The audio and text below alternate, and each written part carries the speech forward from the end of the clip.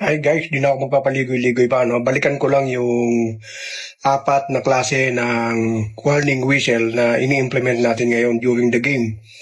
Marami pa kasi ako nakikitang ibang referee na baka sabihin ng iba hindi mo naman tinuturuan. So, hindi ko kasi ugaling magturo eh. Nahihiya din ako as long as na hindi naman ako designated na magturo hindi po ako mahilig makialam sa mga kung ano man yung nakasanayan nila. So, dito ko na lang ipapadaan sa video na ito. I hope yung makakapanood, makarelate na lang, no? Ayoko kasing lumabas na bida-bida, no? During the game na may kinukorek ako. Hindi ko kasi ugali yun.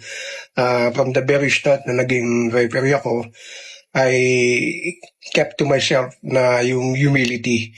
Kailangan kasi yun na lagi kang mapagpakumbaba para hindi ma-intimidate yung mga kasama mong referee o yung nakakapartner mong referee during the game. So ulitin ko lang, no? I-warning whistle, apat na beses mo lang talaga gagawin yan, no? Wala nang iba, apat na beses lang. Unang-una, number 1, pag-start ng game, pag-toss ng two chip, pipito ng warning whistle ang referee. To let everybody knows and the spectators that the game will going to start. Okay? Yan yung number 1. So, number 2, warning whistle. Please be noted ha, take note.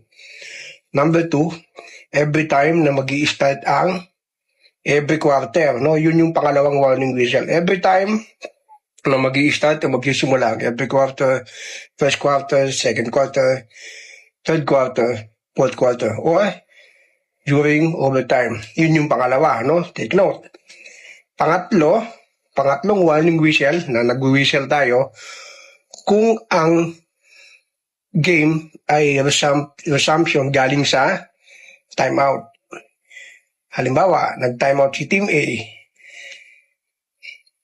Kahit saang part ng inbounding or end line, sideline, o front court o back court kung saan man mag-warning whistle si referee.